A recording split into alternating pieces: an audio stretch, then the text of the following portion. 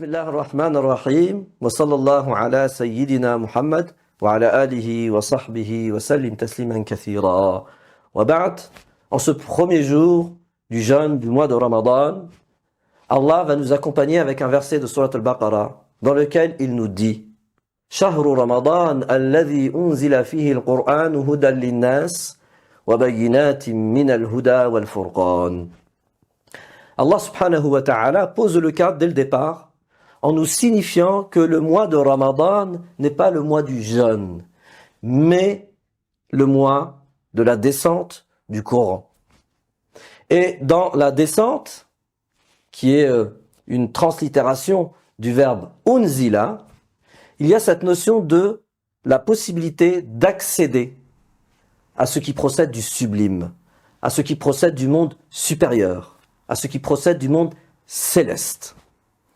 Et la deuxième signification que nous avons dans cette racine nazala, d'où vient le verbe ici unzila, c'est cette notion de fixation et d'ancrage.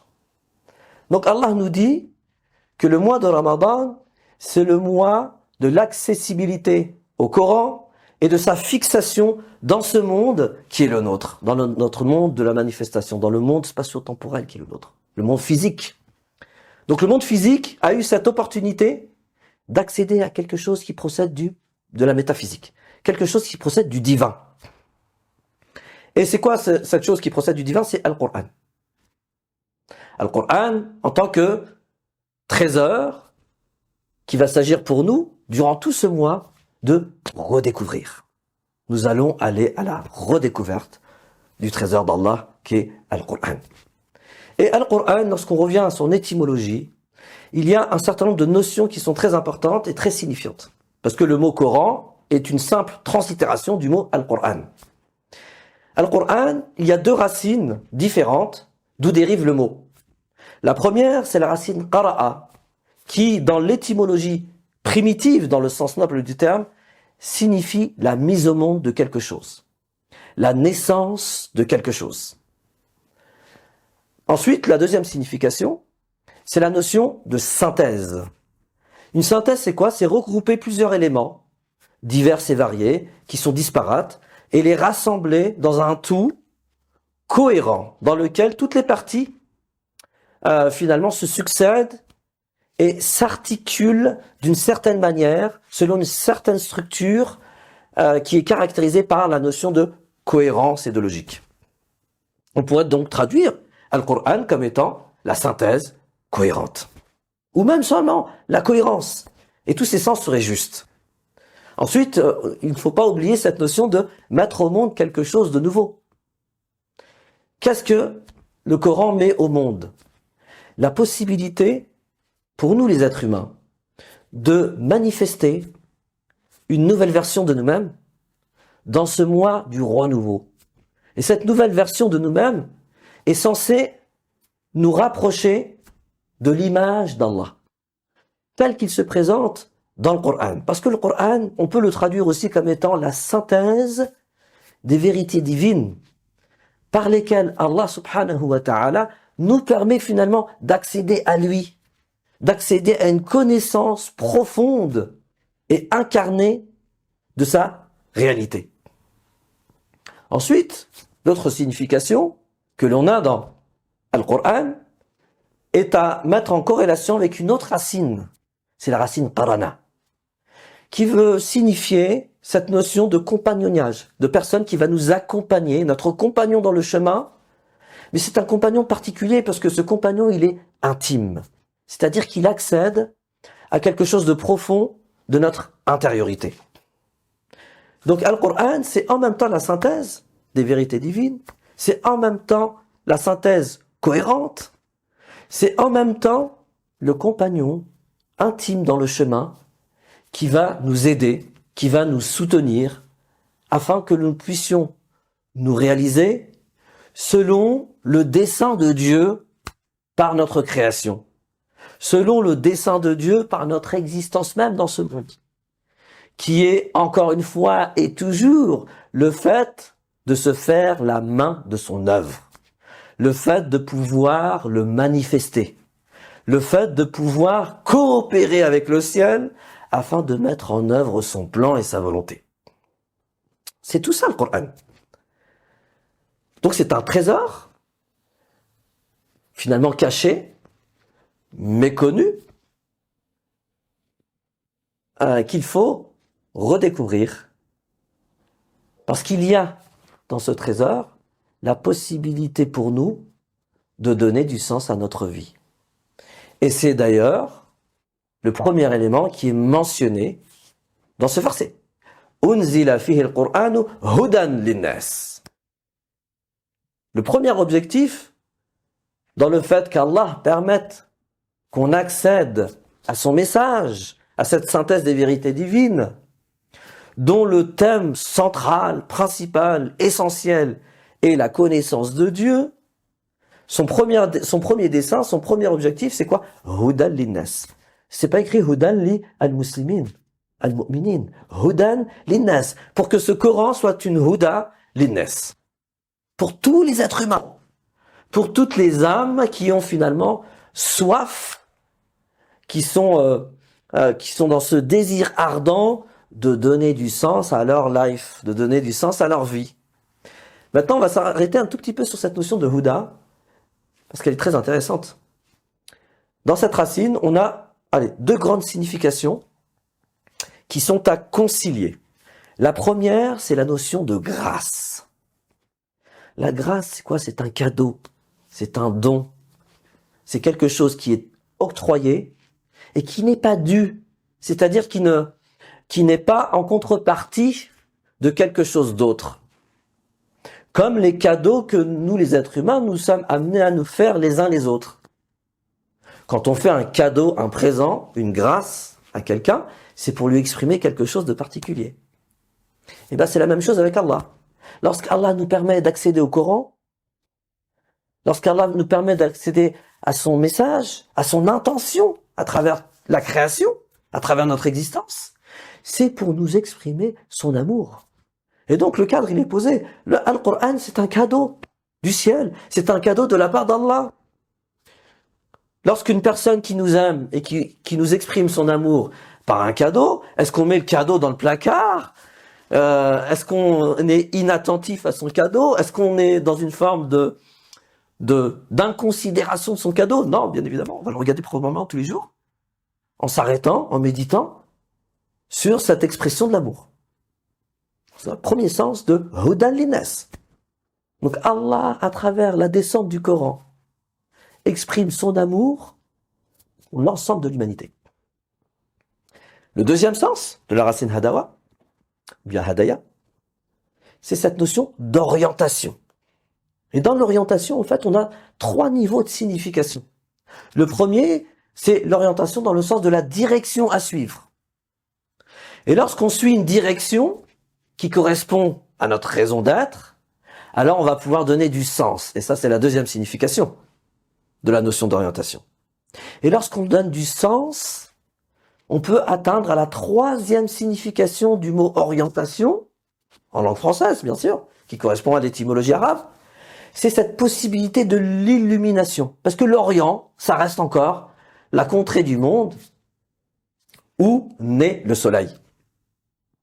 Donc dans l'orientation, il y a cette notion d'illumination qu'il faut intégrer. Maintenant, si on revient à l'étymologie arabe, il y a des significations supplémentaires à l'orientation et à la grâce. Les significations supplémentaires, ou bien les niveaux de signification, c'est premièrement la capacité qu'Allah a finalement mis en nous. Aujourd'hui, on va utiliser la notion d'application. Allah, en fait, nous dit qu'il a intégré une application en chacun d'entre nous. Et cette application, qu'est-ce qu'elle fait? Elle nous met en capacité, en aptitude à trouver la direction et l'orientation qui est voulue par notre existence. Mais c'est comme tous les GPS, finalement. Il faut déjà l'allumer pour pouvoir l'utiliser et ensuite il faut savoir le suivre pour pouvoir effectivement arriver à la destination. Le deuxième niveau de signification dans le Coran de la notion de Huda, c'est l'invitation des prophètes de Dieu qui se font incarnation de la missive divine, parce que le mot rasoul en langue arabe ça veut et signifier une missive, c'est-à-dire un message, mais un message qui s'incarne dans une personne, qui s'incarne finalement dans ce qui procède du monde de la manifestation, du monde de la matérialité, du monde physique. Donc tous les prophètes, tous les rasouls plutôt, finalement, selon cet aspect-là, participent à la Huda, à l'orientation, en incarnant la missive d'Allah adressée aux humains contemporains de ces mêmes prophètes. Ça, c'est le deuxième niveau de signification de Al-Huda dans le Coran. Donc finalement, l'invitation faite par toutes les missives incarnées et informées d'Allah, qu'Allah a envoyées à travers les siècles, et qu'il a clôturé d'une certaine manière par le prophète Mohammed sallallahu alayhi wa sallam, mais c'est une clôture partielle, parce que la notion, ce qui est vraiment clôturé, c'est pas la notion de risala dans le Coran, c'est la notion de nubuwa, c'est-à-dire qu'il n'y a plus aucun être humain après le prophète Mohammed sallallahu alayhi wa sallam qui va recevoir du ciel une missive nouvelle qui va et confirmer les missives précédentes et les parachever. Ça, c'est clôturé par la présence du prophète Mohammed sallallahu alayhi wa sallam. Par contre, les rasouls, il en existe toujours. Parce que Allah, par sa grâce infinie, fait en sorte qu'il n'y a pas un siècle, il n'y a pas une époque où des êtres humains vont être choisis pour incarner cette missive, cette dernière missive qu'est Al-Qur'an Al-Karim. Ça, c'était le deuxième niveau de signification de l'Huda. Le troisième niveau de signification, c'est le fait d'être effectivement dans la direction et le sens qui correspond à sa raison d'être et à sa mission sur Terre. Et enfin, le troisième niveau, c'est l'entrée au paradis. Parce qu'effectivement, au bout du chemin, quand on dit l'orientation, c'est la direction. Ça veut dire qu'on est en mouvement vers quelque chose. Ce mouvement vers quelque chose, ça donne le cheminement. Le cheminement, c'est pour acheminer l'être qui chemine vers et jusqu'à une destination finale.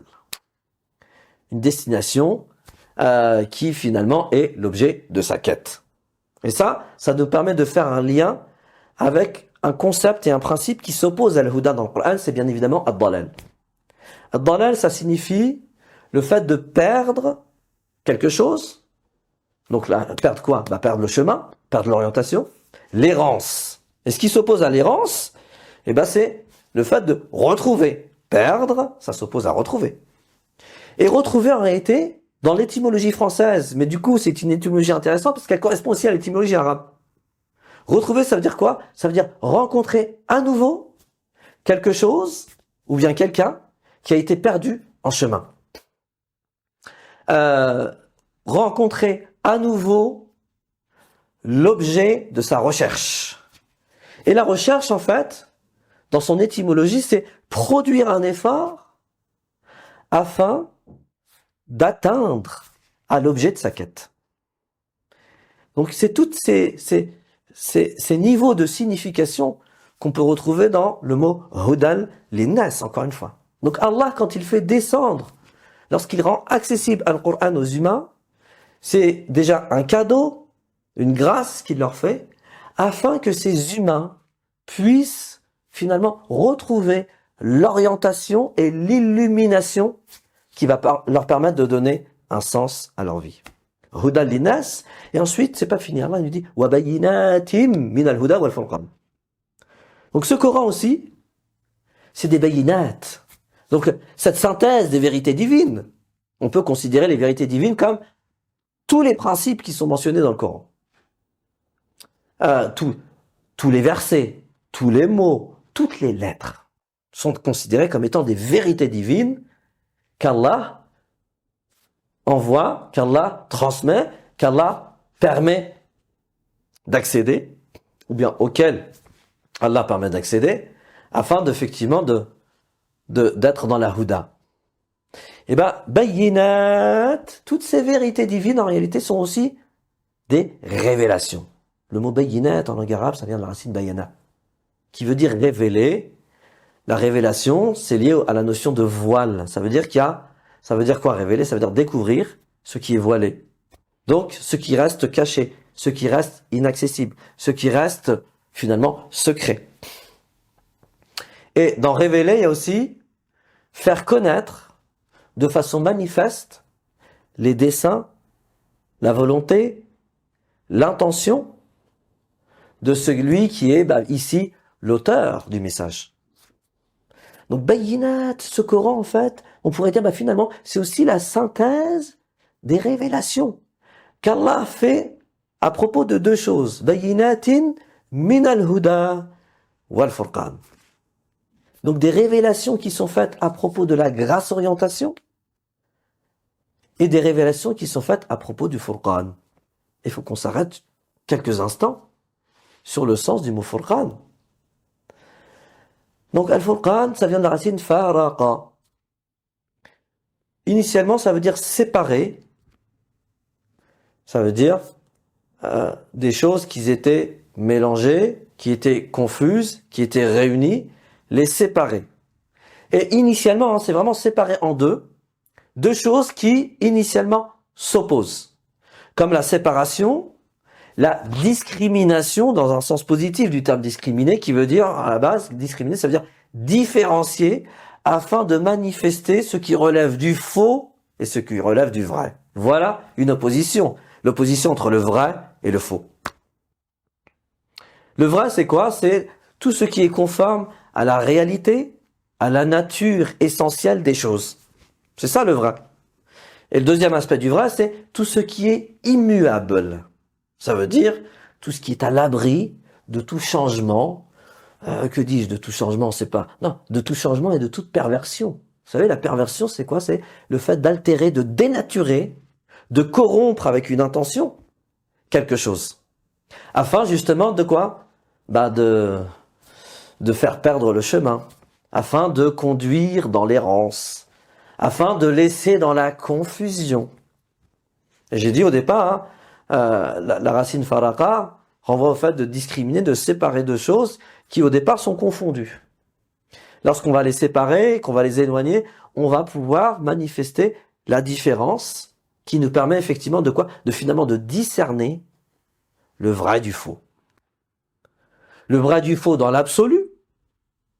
Donc le faux par opposition au vrai, c'est tout ce qui n'est pas conforme à la réalité, à la nature de la chose.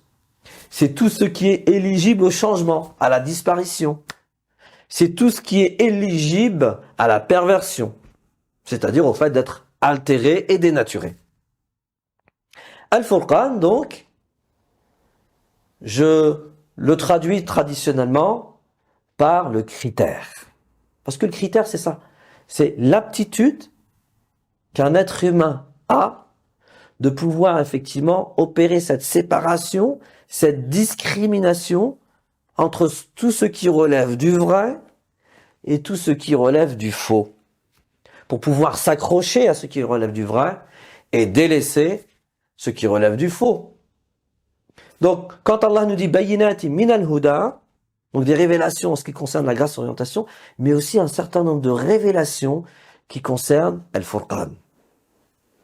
Le Coran en tant que critère, avec un C majuscule, qui va nous permettre à chacun d'entre nous de pouvoir discerner le vrai du faux dans l'absolu, mais aussi le vrai du faux dans toute chose. Dans tout discours, dans tout texte, dans toute proposition, dans toute croyance qui nous est proposée et qui est peut-être par idéologie que certains veulent nous imposer. Lorsqu'on a le critère coranique d'une certaine manière, on peut discerner le vrai du faux et, ce faisant, faire les meilleurs choix possibles. Parce que c'est ça la vocation et la finalité d'avoir un critère. C'est de pouvoir juger les choses telles qu'elles sont afin d'opérer le choix dans les meilleures conditions possibles. Et en réalité, coraniquement, il ne s'agit pas seulement d'opérer le bon choix, il s'agit d'opérer le meilleur choix. Al-Khayr en langue arabe, ça veut dire le meilleur choix. Parce qu'effectivement, devant une situation donnée, il y a 1 milliard de choses dans le champ du possible qui sont à notre portée.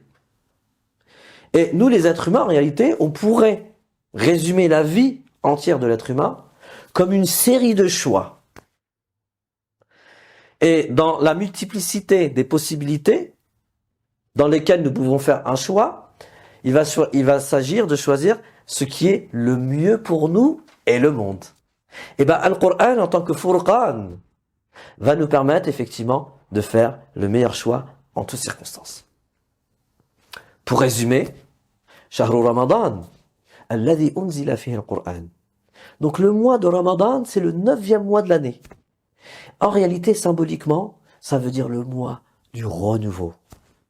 Et je sais que nous tous, en réalité, nous prenons tous des résolutions particulières à l'aune du mois. Et on se trouve à l'aune du mois.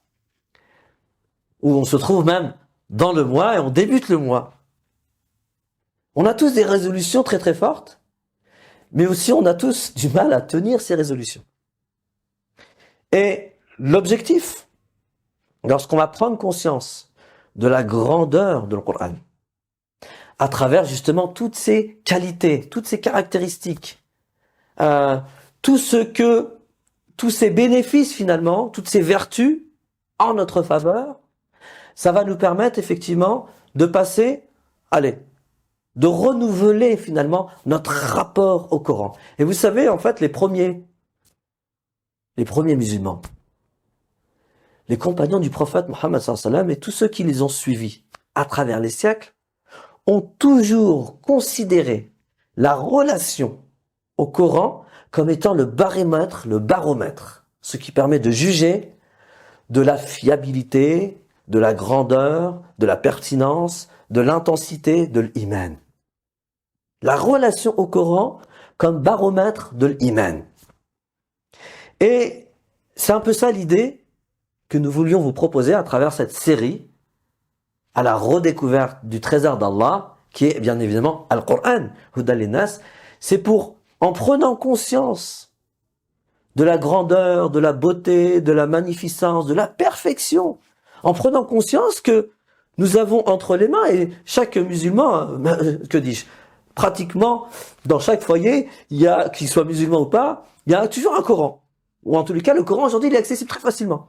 Si je suis pas musulman, mais que je suis que je suis sensible à ce que je peux entendre ici et là, et que je suis curieux finalement d'aller directement lire le Coran pour me faire une idée du Coran, le Coran est accessible.